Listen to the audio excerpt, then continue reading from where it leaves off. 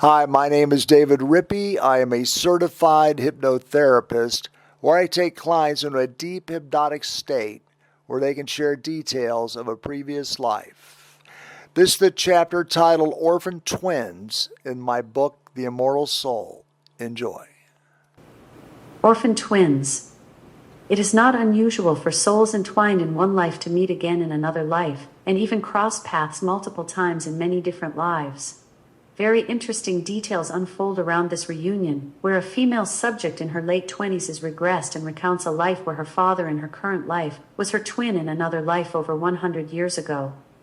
David, end of hypnotic induction. You're just drifting along in the bubble, drifting along very slowly on the winds.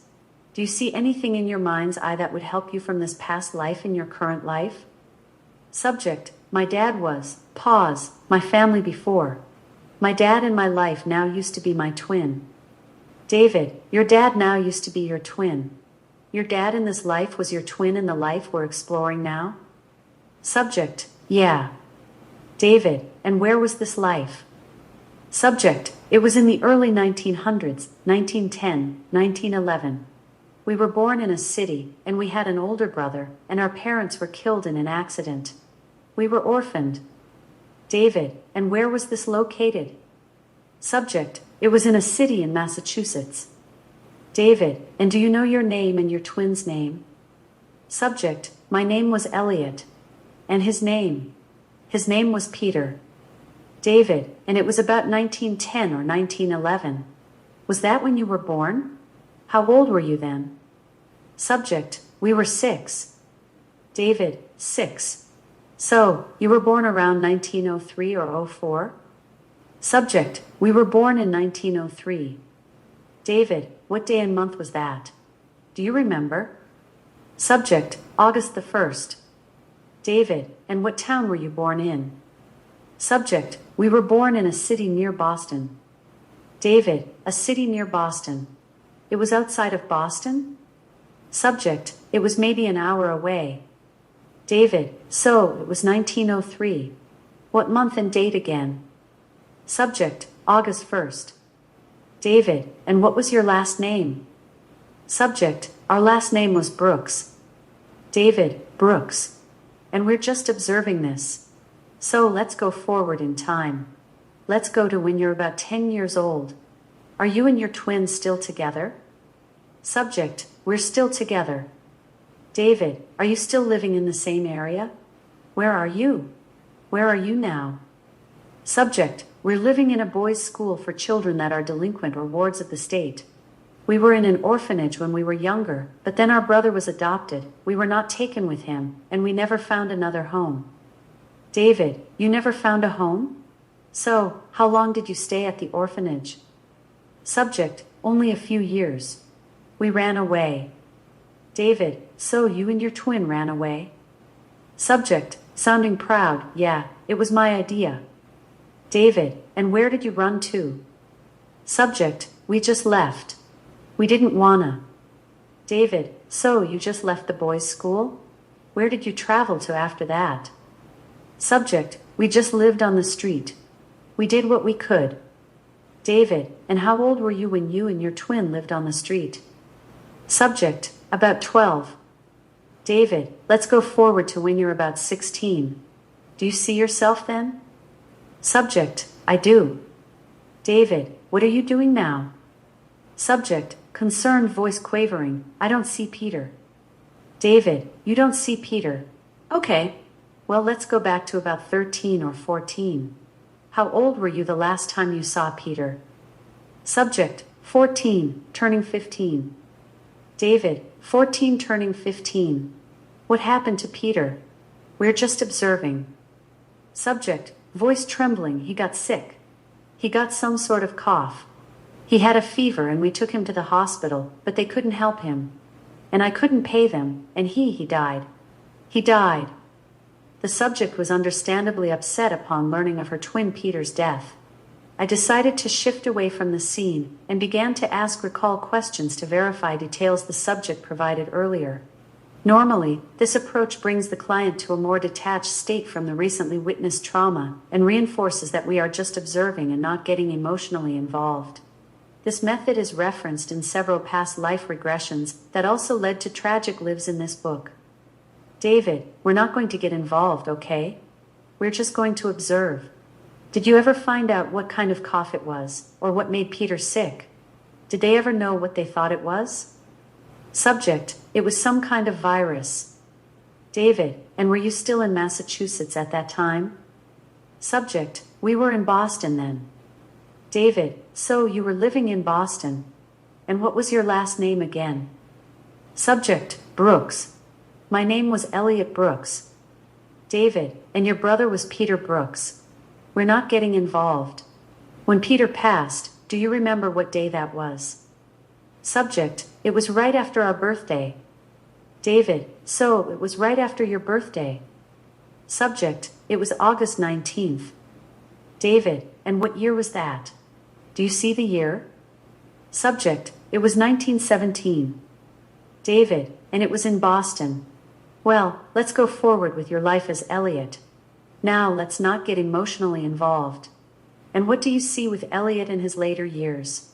What do you see? Subject, I'm not a nice person. I steal, I lie, and I drink too much. And I can't keep a job because I drink too much. And I end up in jail. And then after I get out of jail, I drink too much one night after being let out, and I don't wake up the next day. I don't wake up. I was 16, 17. David, years old. Subject, I was maybe just turned 17. I didn't live very long. David, so you just turned 17. We're not getting emotionally involved. And you think you passed away because you drank too much that night or something? Subject, I threw up. I choked or something. David, we're only observing. And you're still in Boston, is that correct? Subject, yeah. David, you got sick and you threw up and suffocated on your throw up, is that correct? Subject, yes. David, and then what happened when you died? Subject, I stayed.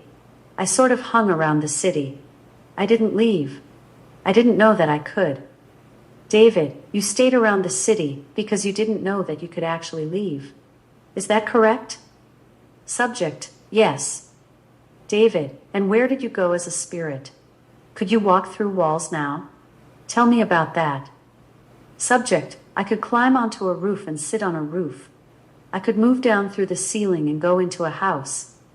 David, and when you went into other houses, were people there? Subject, I could see them, but I couldn't hear them. It was like listening to sounds underwater. David, did they ever sense your presence? Did any animals like a cat or a dog sense you? Did they ever notice you? Did anyone ever sense that you were around even though they couldn't see you? Subject, well, I made animals very nervous. David, and they could kind of sense you? Subject, yeah, horses or dogs or cows. Yeah, they didn't like it. David, oh, that's interesting.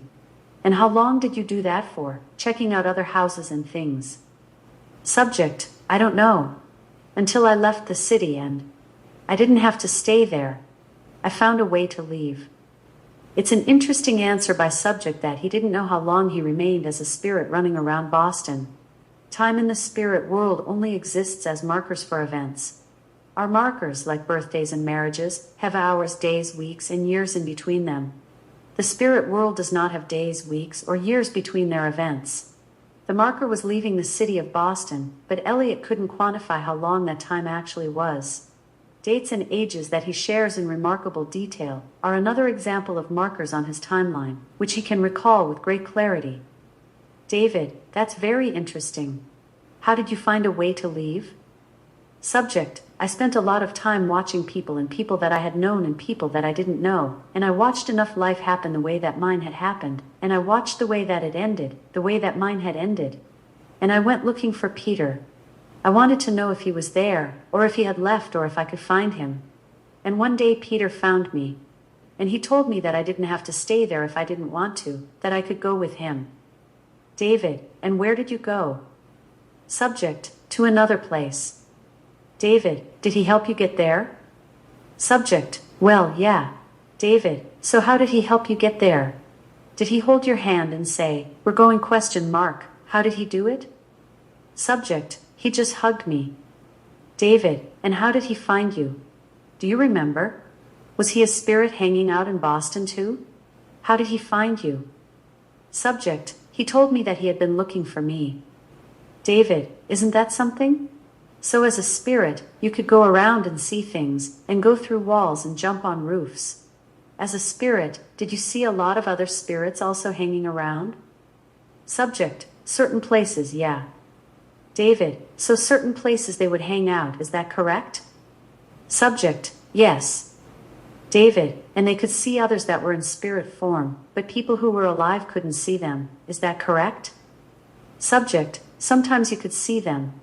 Sometimes they looked like mist with more of a solid shape. Some of them looked just like people, you almost couldn't tell the difference. David: Between a spirit and someone living? Subject: Yes. David: So Peter was walking around looking for you as you were looking for him? Subject: Yeah. David: So he found you one day walking or floating around and you ran into him, or how did that work? Subject: He found me. David: So he kind of zoned in and found you, is that correct? Unfortunately, the subject couldn't describe how Peter actually zoned in to find Elliot.